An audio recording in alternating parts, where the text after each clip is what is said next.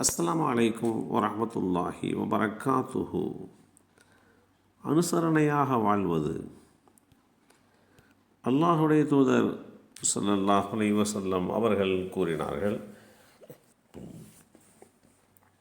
விசுவாசிகள் ஒருவருக்கொருவர் துணை நிற்கும் விஷயத்தில் ஒரு கட்டடத்தை போன்றவர்களாவார்கள்.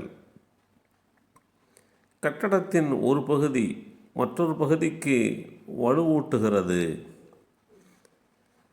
இப்படி கூறும்போது அல்லாஹுடைய தூதர் ஸல்லல்லாஹு அலைஹி வஸல்லம் அவர்கள் தங்களின் கை விரல்களை ஒன்றோடொன்று கோர்த்து காண்பித்தார்கள்.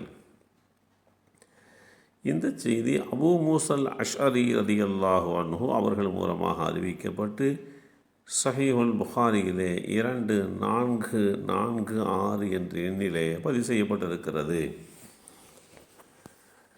கட்டிடம் செங்கத்தாலும் கற்களாலும் உண்டானது. செங்கற்கள் அல்லது கற்கள் இவைகள் ஒன்றோடு ஒன்று இணைந்த நிலையிலே பல வகையிலே உறுதிப்பாட்டை ஏற்படுத்தி கொடுக்கிறது. நன்மைகளை செய்வது இன்றைய சூழலில் நம்முடைய வாழ்க்கையை அற்புதமானதாக ஆக்கிக் கொள்வதற்கான அரியதொரு வாய்ப்பு. நம்முடைய அன்றாட நாட்களில் நன்மைகளன்றி வெறுமையாக இருப்பதை விட நன்மைகளால் நிரம்பி இருப்பதாக ஆக்கிக் கொள்வதில் அதிக கவனம் செலுத்த வேண்டியது விசுவாசபூர்வமான இயல்பாகும்.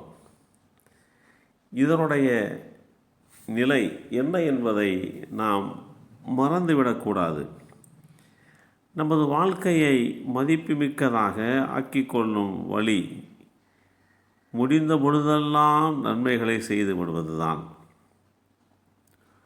ஒரு இடத்தில் அமர்ந்திருக்கிறோம், பக்கத்தில் இருப்பவருக்கு தாகம் எடுக்கிறது. உடனடியாக அவர் தாகத்தை தீர்ப்பதற்கு தண்ணீர் வழங்குவது. நம்மிடம் வசதி இருக்கிறது, ஒரு உறவுக்காரர் அரிதாக தனக்கு பொருளாதார ரீதியான உண்டான உதவி தேவைப்படுகிறது என்று வருகிறார். அதிகம் காத்திருக்க செய்யாமல் உடனடியாக அவருடைய தேவையை அறிந்து பொருளாதார உதவி செய்து கொடுப்பது. பயணத்தில் இருக்கிறோம், வெறுமனே நேரம் போய் கொண்டிருக்கிறது. அந்த சூழலில் நன்மைக்கு வழிவகுக்கக்கூடிய எதையாவது ஒன்றை செய்ய வேண்டும் என்று முடிவெடுப்பது. நன்மைக்கான வாய்ப்புகள் அரிதானவை, அதை உடனடியாக பயன்படுத்தி கொள்ள வேண்டும். நன்மைக்கான வாய்ப்பு அமைந்தால் நம்முடைய முன்னோர்கள் அதற்காக வேண்டியே நன்றி செலுத்தியிருக்கிறார்கள். அல்லாஹுடைய தூதர் ஸல்லல்லாஹு அலைஹி வஸல்லம் அவர்கள் கூறினார்கள், ஒருவருக்கொருவர் கருணை புரிவதிலும் அன்பு செலுத்துவதிலும் இரக்கம் காட்டுவதிலும் உண்மையான நம்பிக்கையாளர்களை ஓர் உடலை போன்று நீ காண்பாய்.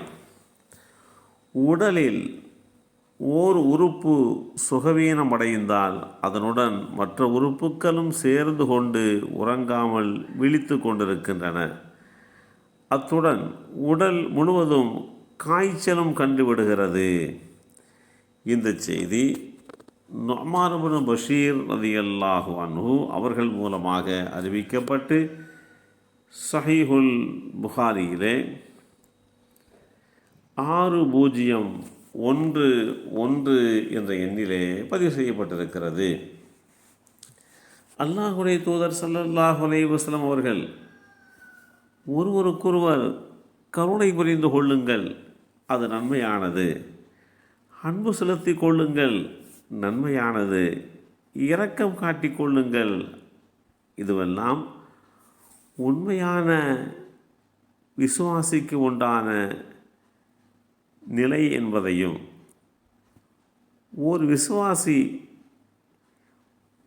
அவர் மற்றொருவருக்கு எல்லா வகையிலேயும் துணை நிற்க வேண்டும் என்கின்ற அம்சத்தையும் நெறிமுறைகளையும் இஸ்லாம் வழிகாட்டி தந்திருக்கிறது.